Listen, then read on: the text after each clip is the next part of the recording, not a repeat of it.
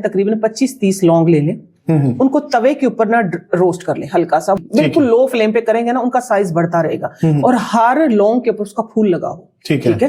हाँ जी, उसको पीस के आप पाउडर बना लें।